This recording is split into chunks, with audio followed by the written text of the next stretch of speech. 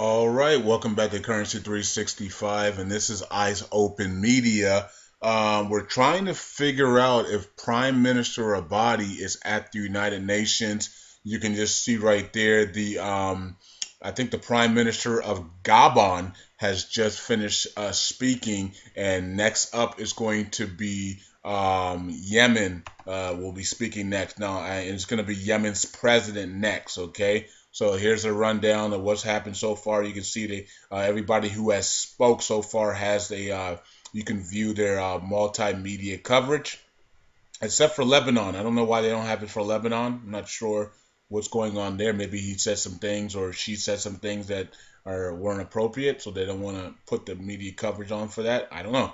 Okay, so soon they're going to have media coverage for the president of Gabon, who just finished. Yemen is up next. Then we'll have this one, and then that one, and then that one, and then, of course, a lot of people. The New World Order wants to see Justin Trudeau and for Canada Prime Minister, and of course some of you ladies as well. And then you have that one, and then we come to Iraq Prime Minister Abadi. So it could be by 2 p.m. maybe. We still have maybe. Let me see. He just got done. 1, 2, 3, 4, 5, 6, 7. 7 speakers to go before Prime Minister Abadi is scheduled to go. We don't know if he took a red-eye flight, emergency flight to New York, because he just announced early morning, he announced the start of the liberation of Hawaii and some other things. So maybe he took a red-eye flight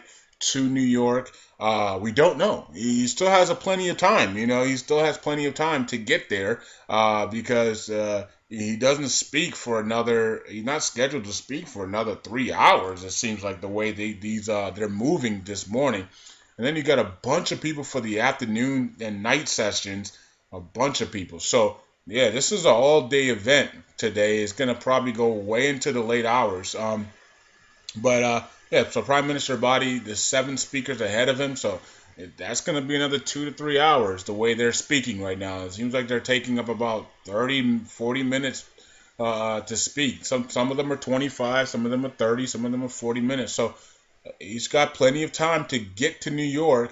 And if he had left this morning, he has plenty of time to get there. So I mean, it's a long flight, but if he's going red-eye flight straight to New York, he should be able to make it on time. Let me see here. So that's what's going on. As you can see, this should be Yemen's. I'm not sure. This should be Yemen's president. I don't even know what his name is.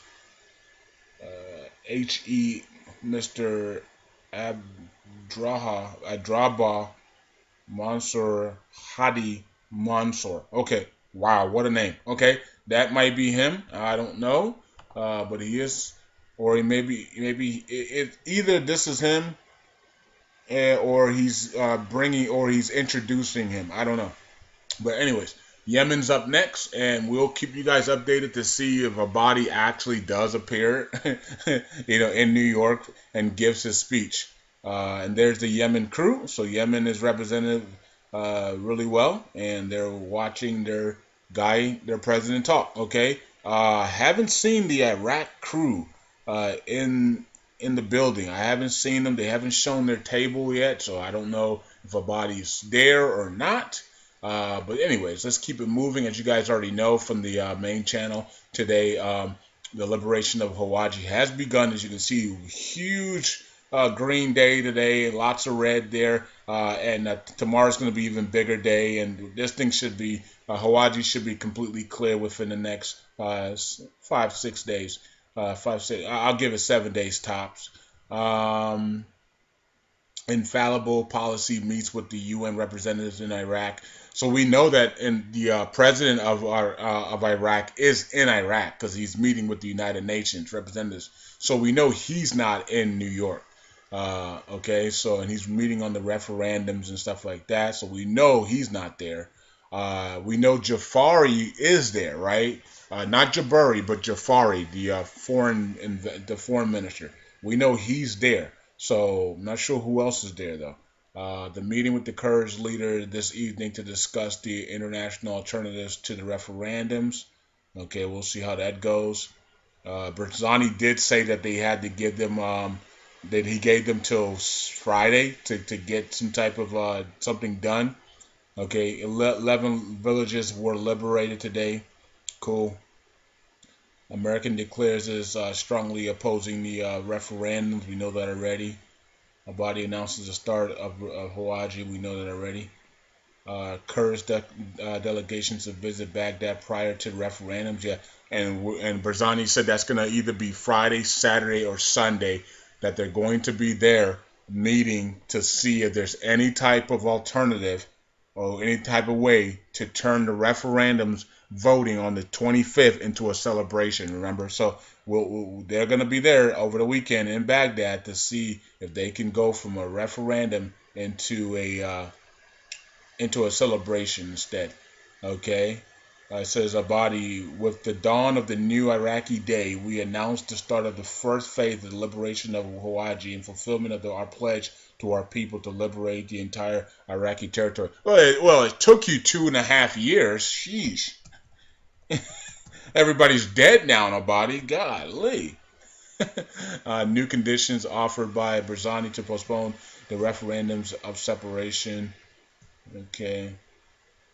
And Barzani also said there's no choice but to agree on the guaranteed demand demanded by the region, and otherwise we will not get any consensus with Baghdad on the postponement on the referendum. Yeah. So basically, give us Article 140, give us the oil and gas law, give the citizens their oil wealth, give us the purchasing power, and launch the economic reforms in the international rate, and we'll be good to go. And that's what we're waiting on. But of course, the corrupt GOI do not want to do that. So that's what we're facing. Let's go back over here and see what's going on. Okay, so that is the Yemen president because he's still speaking.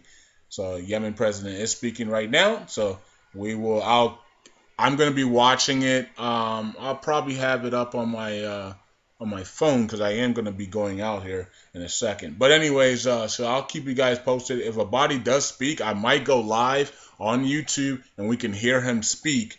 And we should have an interpreter because I'm pretty sure there's an interpreter here. Let me make sure. Let's find out. As commonly known, it goes beyond. Yes, there is an interpreter. Okay, so when Abadi does speak, for you guys that don't know Arabic or don't know much Arabic, then you'll be able to hear it. And that is it's the United Nations. Let me find out the YouTube channels for you guys. United Nations. So just search United Nations live. I guess they're live streaming the General Assembly, and you can also go to the United Nations website and get it live as well. But I don't think there's an interpreter on the live one. I'm not sure. Maybe there is. Maybe they're not. I don't know. International Crisis Group Kirsten referendum is not legally binding. Yeah, okay. We already checked that out. Man, if Abadi does show up, people are going to be so excited because let's just face it, folks. Iraq is the big story of the world, right? Iraq is the big story of the world, right? So because there's so much wealth that's going to come out of this country if they go international, and so they are the talk of the town at the United Nations. All the other countries, whatever, you know what I mean? Iraq is the talk of the town, and many of these people are waiting for that full liberation of Iraq, and they're waiting for Iraq to go international, okay? Because they know how much money is going to be made in there. Okay, so let me see here. This is the video I posted earlier today. So let's see if anybody had anything to say. I just posted this, so maybe you guys. Now, Mohammed had this one, says urgent. Barzani meets with the Supreme Referendum Council to discuss the beginnings. Okay. Let me see here. Somebody's post is hidden. I don't know why Facebook is hiding posts. Facebook, if you're listening, stop hiding my posts, all the posts. This is a culmination of a nation's work since 2004. It has to happen to return Iraq back to their rightful international place. Yes, okay. Let's see here. Uh, and Okay, so this was the article from yesterday, and I did say, hey, Red Star, look like the full liberation is coming very, very soon. Yeah, it is. So, and this was the article about why Abadi did not go to New York when he was supposed to. Okay, he still said he was, he still said that he was going. It was just postponed. But in the article, it tells you that he's overseeing the Battle of Hawaji, Qaim, and Rawa. Those are the three places that we have left. He also announced a couple of days ago the launch of Western Ambar Liberation as well. Okay, so I'm pretty sure that deals with all Qaim, Rawa, and Hawaji. But now today he announced the liberation. The launch to liberate Hawaji. Okay, and John says it's all John is saying basically what we're all trying to say. You know what I mean? Everything is nonsense. Everything is drama. Everything's nonsense. Everything is old. Everything is so far behind. They are completed all of these things, and now they're putting it out in the public like it's happening right now. But in reality, these things have been done 3, 4, 5 months ago, maybe even longer, and now they're putting it out to the public because this is the time where they feel like the public can, assume this information now. And so now they're going to tell us about Hawaii and Rawa soon, and then Qaim soon, and all these things have already done, and all these things are already happened. Berzani knows what's going to happen with the ref. These things are already done. We're just watching actors. They're basically actors play out a part, right? And so that's what we're doing right now. That's all we're doing. So yeah, John, we understand. We get it. We understand. Look. Then when will the RV happen is the question. Oh gosh. You're talking to people that would not have that information, okay? And we don't have that information, but you guys you keep asking. No one has that information. And if we did, we'll be dead on the spot. Why would we have that information? And who gave us that information, right? Let's see here. La la la la la. Just warming up. The fat lady's about to sing. Can't translate it. Yeah, you got to translate it on your computer, or if somebody did post it here, translation. It's more information than on this link. Just did want to post too much. Okay. Let me see here. Okay, something. Let me see here because this one has something I haven't seen yet. And this is the president of the Kurdistan region. Hold up. No, the president of the Kurds and the Kurdistan, Barzani, reject his last word of threats to the territory by the referendum and said that I'm not sure what that is would accept it. I don't know. I'm guessing that's a translation error or what is this? I've never seen this at all. Anyways, something would accept it. I'm pretty sure he means the parliament would accept the referendums or whatever. I don't know. I have no clue. Kind of getting away from our main topic of Abadi here, but anyways, I'm just reading what you guys have to say. Urgency, yeah, so Daniel, we read that as well. What else is there?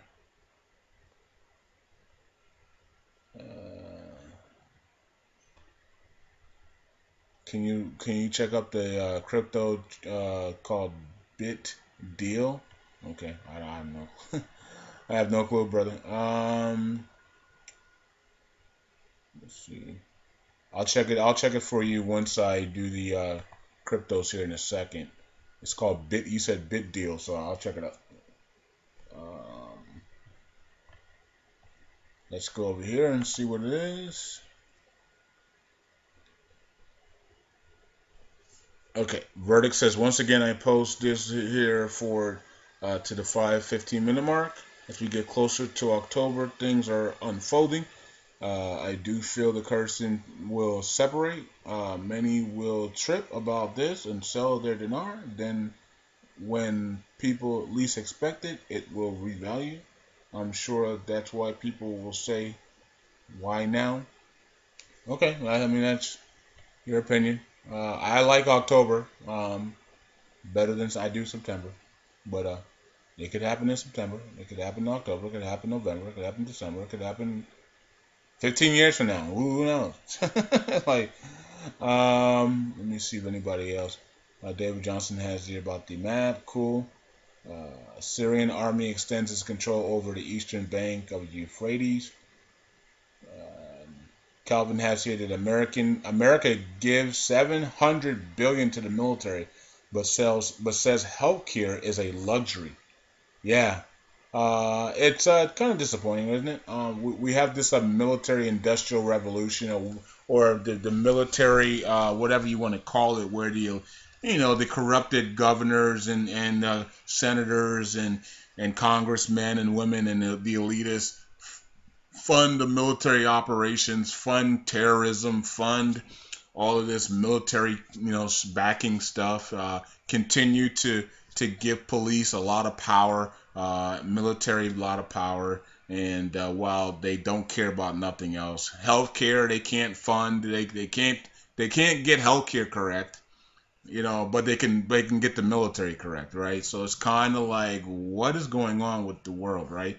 And so we see they continue to fund the military bigger and bigger and bigger and bigger and bigger. And while healthcare and all essential things that people need, they can't figure out that, but they can figure out how to fund the military $700 billion, right? So it's kind of weird that's the case. But it is what it is. And then another thing is that they refuse just to go back to the old system of healthcare. Just go back to where people could pick whatever they want, do whatever they want, and it's like they refuse to do that because they don't want to lose control over people. It's like the Obama healthcare brought control over people, and they don't want to lose that control over people because the easiest thing to do is just go back to allow people to do whatever they want. If you don't want healthcare, don't have healthcare. If you want healthcare, pick whatever you want, right? But they don't want to go back to that old system where it was just pick whatever you want and you're good to go. They want to control people and say you can do this, this, and this, but you can't get this unless you're this and that. And they like the confusion. They like the drama and the confusion that the healthcare bring. That's why they don't want to fix it. It's like the doctors and the medical and the people in the medical field. They don't want to cure the disease. They want you to continue living with the disease so you can continue to come see them and buy the pills that keep you alive. But they don't want to cure the disease. They don't want to cure the disease. They want you to they want you to continue to depend on them, and that's what the government is. So with the healthcare, the government was trying to do the same thing. Depend on Obamacare or depend on Trump care or whatever it is, instead of doing it on your own. Because thinking on your own and doing things on your own is a no-no for the New World Order, right? So that's the problem we're having. They want to control every aspect of your life in the New World Order, and that's why they won't let you go back to the old system where you could just do whatever you want. So that's it sucks. I think he said bit deal. There it is right there. So let's see what it looks like. Down 37% today. Wow. It's at 40 cents. It's got a max supply of 300 million. It's got a total supply of 219 million. It's in circulation, 119 million in circulation. Okay. I'm not sure what it does or anything like that. I'm pretty sure he did give an explanation, but it went up and now it's coming back down a little bit here. So maybe 40, maybe it might hold 40, maybe it might go a little bit lower before it finds some support. And so for people that don't understand this, when they have a total supply and a max supply, all this means is that right now circulating in the exchanges is right here. So the circulating supply is what's in the exchanges around the world in all the exchanges and what you can buy and sell. It's 119 million. Total supply is what they have maximum right now, right? So they have 219 maximum tokens. Okay, so and 119 million of that are in the exchanges being bought and sold every day. The rest of them are locked up with the executives, the president, the owner, blah blah blah blah. Right, the team. Okay, has it locked up. And then max supply is how much they're ever going to make. It's the max they're going to ever create. So let's say they dump the total supply here all into the circulating supply, and this goes to 219, and then they need some more. They need more equity. Well, they're going to be able to create, another, let's say, 71 million tokens, and then that'll get them to their max supply, and then they can bring it into the circulating and to get that liquidity. So that's what that means, okay? So so I want to make sure that everybody's clear on circulating supply, total supply, and max supply. This means that you can create, another 71 million coins to get to that max supply, okay? That's it, okay? So I'll talk to you guys later. Like, subscribe, and share. And we hit 12,000 subscribers plus on the main channel, so thank you guys for that. On this channel, we're creeping up to 5,000. And we will get there. And we're going to continue to look at the United Nations General Assembly. The president of Yemen is speaking now. We will see later today if Abadi is there and Abadi gives a speech. It looks like the speeches are running between 25 to 45 minutes apiece. So he's got, after Yemen, he still has 6 people ahead of him. So let me make sure I'm saying that correctly here. So let's come down. Yemen. So when Yemen's done, how many people are ahead of Abadi? 1, 2, 3, 4, 5, 6. 6. He still has 6 people ahead of him. So he definitely could make this flight. A red-eye flight into New York. He could definitely make it if he left this morning. Okay, so that's it for me. Talk to you guys later. Eyes open. Bye.